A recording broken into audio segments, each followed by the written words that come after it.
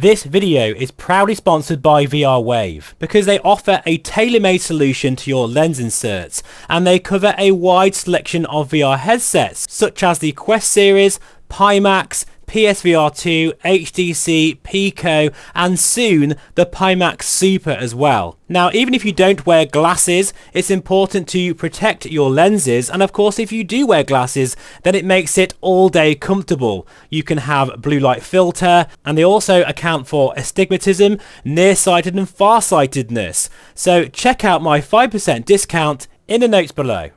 Hello folks, welcome back to the channel, and a quick video, a sum up and verdict of my thoughts on the Pimax Crystal Super Ultra Wide module American 225, climb and maintain flight level 350 versus the standard. Flight level 350, American 225. That's saying tensions, by the way, in the background. 15 Yankee, London control identified. Good afternoon. Pretty awesome. Although I might have to just silence it a little bit as we're talking. Anyway, join me for this beautiful flight as we're heading to the Isle of Man in the A2A Aerostar. And you can see there, we have got some very lively weather below us here.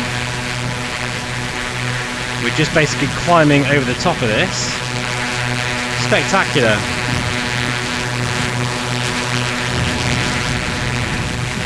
Oh wow, amazing stuff.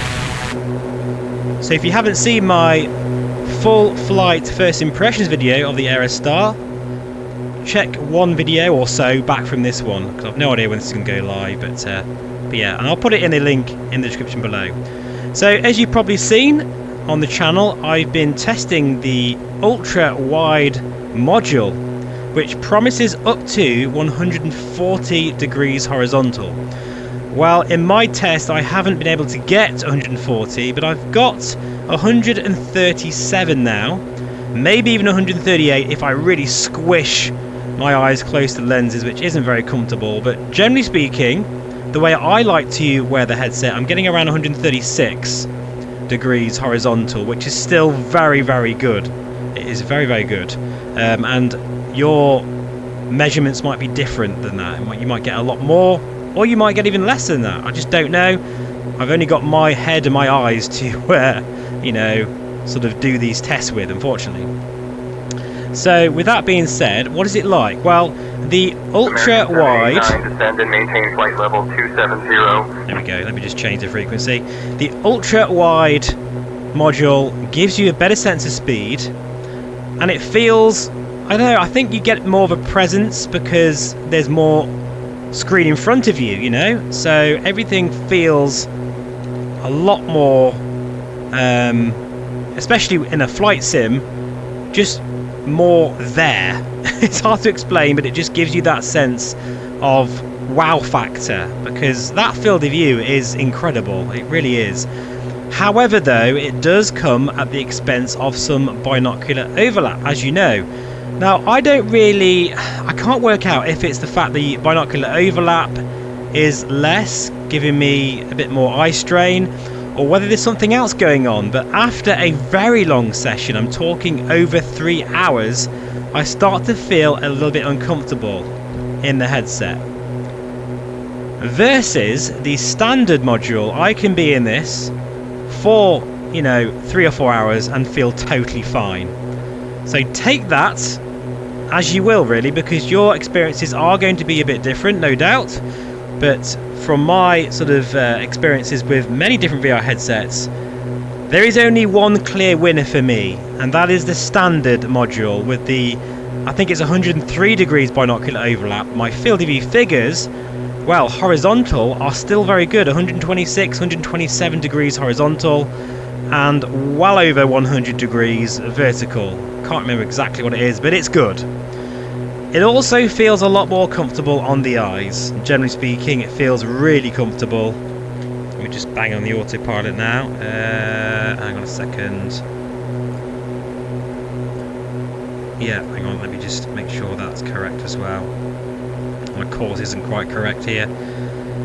So yeah, I mean, obviously I've done lots of videos on this now, but I appreciate some of them are very long videos, so I thought I'd give you a very quick summary verdict of what I think what my opinion is. And I really love what Pimax are doing in providing that wider field of view, but for me, eye comfort is way more important.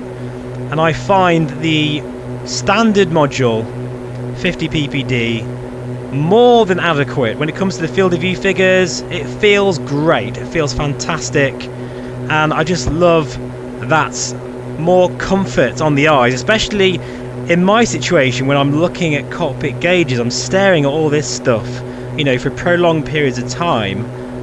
But I think if you're one of those guys that prefers combat, or you like doing sessions for say a couple of hours, and you prefer VFR flying, or you like, you know, gaming, and you're not so bothered about that real sort of finer detail and comfort on the eyes, then I'm sure you'll probably enjoy it.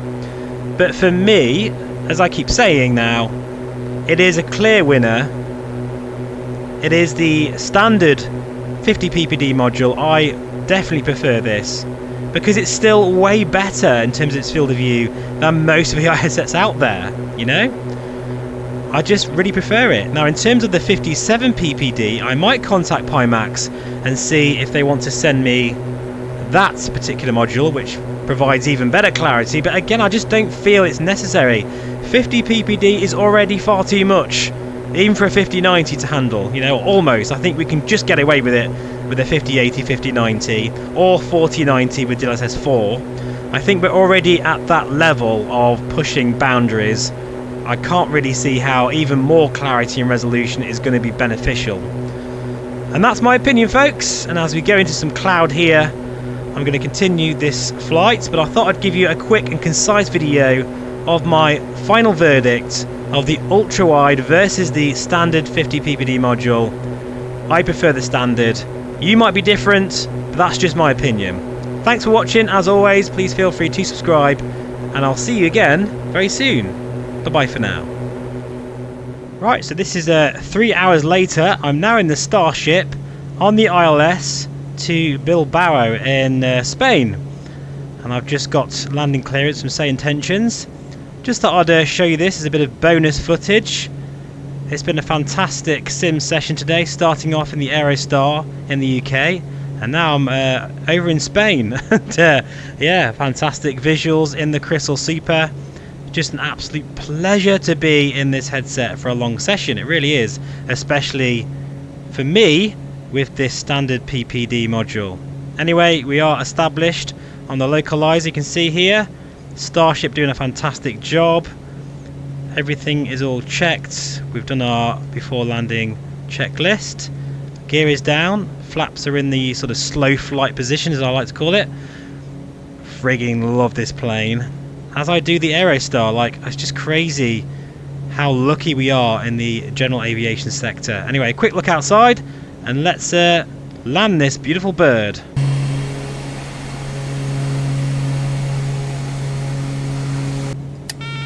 Autopilot off. That's your damper off as well. This is my aircraft coming into land now, using the Moser force feedback yoke. Got some nice photogrammetry here. A little bit high now on the glide path, just coming back in to line there. Warrior 371 Bravo, Charlie, make right traffic, runway 29, report midfield. Making right traffic, will report midfield, Warrior 371 Bravo, Charlie. In my opinion, this is peak flight simulation. Get on board. Clear to Alicante, where the Papa 1... in 2025. Correct. It's just peak flight simulation, it really is. Oh, talking of which, I'm getting some turbulence here in the motion rig. Whoa! Probably some of those mountains there, and it's very hot in Spain. Nice, just getting established again. Engines to idle. Let's do it from the outside. Oh, look at that. And beta range. There we go. That completes a 3-hour plus session in the Crystal Super. And I, you know, just love this headset. I've said it many times now. It is absolutely the best flight simulation headset we've got right now, especially for the price. Right, I'm really going now, but if you did join me for that landing, thank you very much for your support. I'll see you again very soon. Bye-bye for now.